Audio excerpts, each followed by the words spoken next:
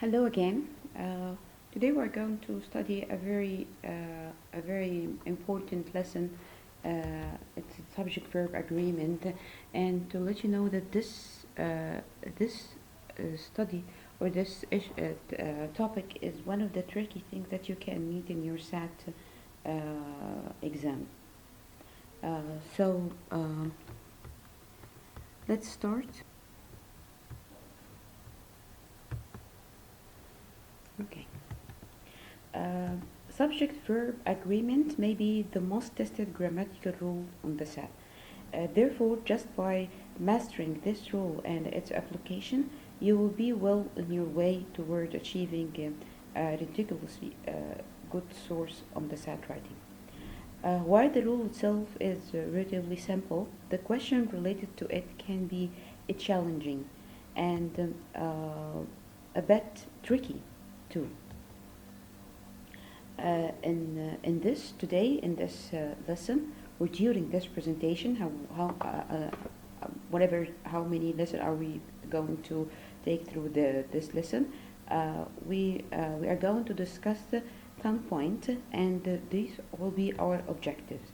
By the end of this lesson, we are going to understand the subject-verb agreement, uh, where I'm going to explain why and how subject-verb agreement questions on the SAT can be tricky.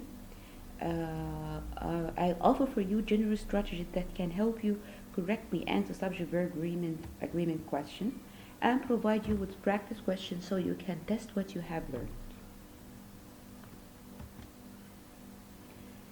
Before we go, we have to ask a question first. What is a subject? What is a subject? Uh, Simply, a subject is the noun which corresponds with the verb in a sentence. Corresponds means that to match with it. In a sentence where there is an action, the subject is the noun which is doing the action. Look at this example. Justin saved the word. Justin saved the word. Justin here is a subject because he did the saving. He did the saving.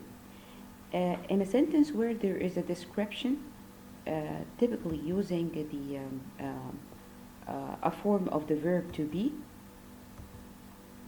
like this one, Justin is amazingly humble. Here,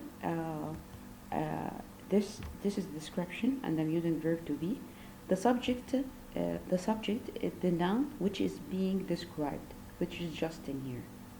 Justin is the subject being described because he is the person who is amazingly humble. He is the person who is amazingly humble. Now, as long as we have basic understanding of a subject, let's define the SAT grammar rule. What is subject-verb agreement? What is subject-verb agreement? Subject-verb agreement is a rule stating that all subjects must agree with their verbs in number. Singular subject take singular verb, plural subject take plural verbs.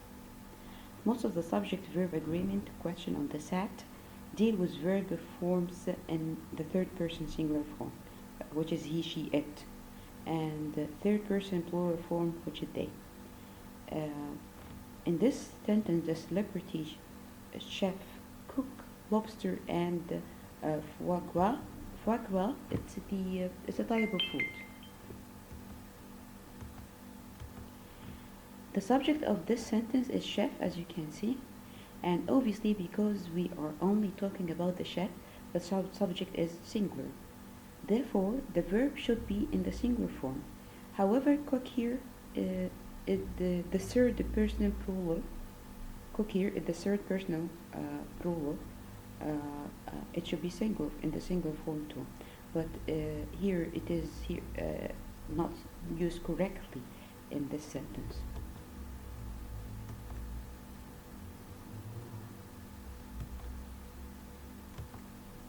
So here how the sentence should be read. Yes, the celebrity chef cooks lobster and foie gras. And foie gras. Cooks here, yes, match or agree with the subject which is chef.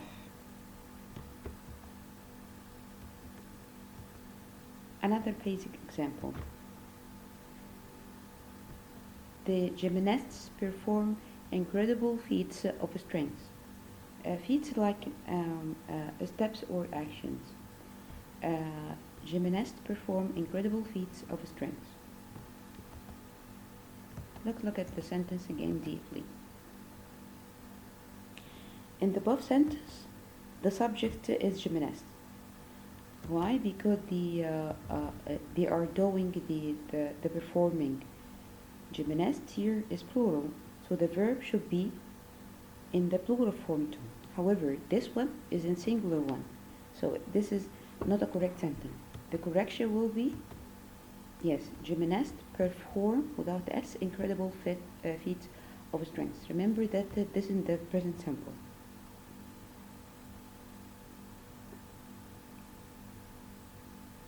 So now I think that this rule is relatively basic and easy to comprehend, right? Some of you may be thinking that all subject-verb agreement errors on the SAT will be as simple as the previous one. However, in traditional SAT,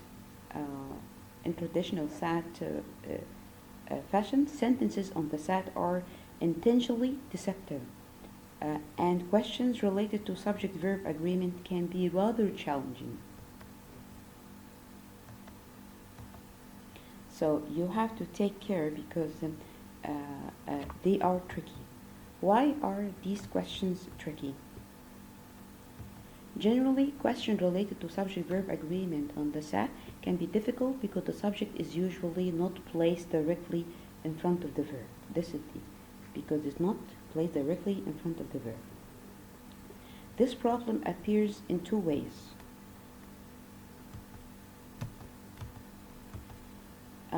Number one, the interrupting phrases.